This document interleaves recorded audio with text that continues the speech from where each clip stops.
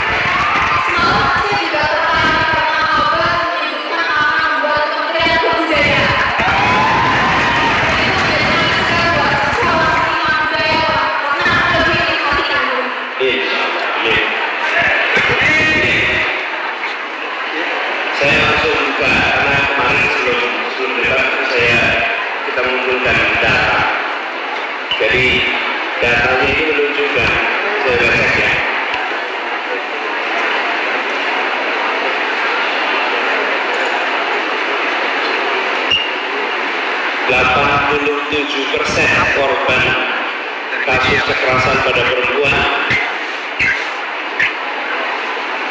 mayoritas pelakunya adalah anak. Kemudian kurang dari 40% yang bisa diselesaikan. Lalu ada catatan panjang lagi, saya nggak mau bahas datanya sudah disampaikan tadi. Lalu apa langkahnya? Menurut saya nomor satu, harus ada kesadaran bahwa masalah perlindungan pada perempuan itu adalah salah satu prioritas penting dalam kepemimpinan nasional. Itulah sebabnya saya tadi malam itu kan ada panel mencari pertanyaan, ditunggu pertanyaannya. Ketika pertanyaan perempuan tidak ada, menurut saya ini salah. bukan salah ya, itu kan anak ya, kita nggak bisa tahu. Tapi saya persoalan perempuan adalah persoalan yang harus menjadi perhatian. Kami merasakan kalau tidak menjadi perhatian utama dari kepemimpinan tertinggi, ke bawahnya itu sulit akan ada action. Tadi diceritakan ketika terjadi kekerasan apa, ini saya pernah saya alami di Jakarta ya. Ada salah seorang pejabat, kepala dinas, kepala badan yang melakukan pelecehan seksual. Kalau tidak dilaporkan melakukan apa yang saya kerjakan, nomor satu, yang bersangkutan dinonaktifkan selama penyelidikan berlangsung.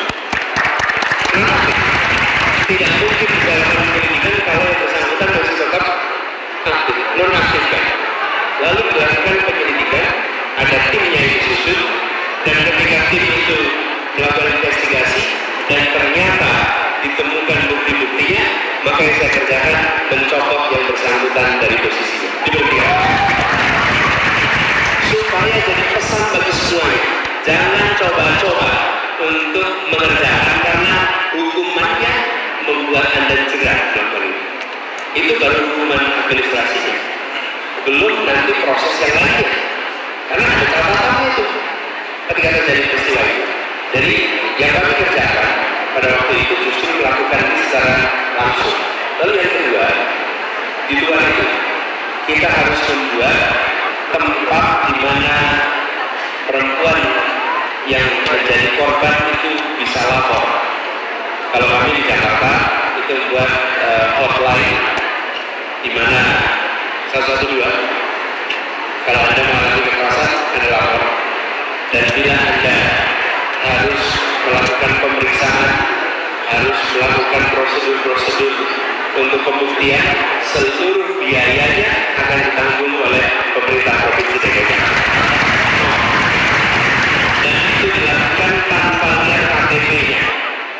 Di Jakarta itu banyak orang yang mengalami kekerasan bukan orang Jakarta. Dan biasanya bukan orang Jakarta. Kenapa? Karena dia nggak tahu wilayah di sini. Dan kemudian akhirnya nggak ada bantuin. Jadi kita lalu yang kita kerjakan menyiapkan rumah aman untuk melindungi mereka. Dia sudah kami kerjakan. Dan kemudian seluruh proses pendampingan dari pendampingan medis, sampingan psikis itu disiapkan di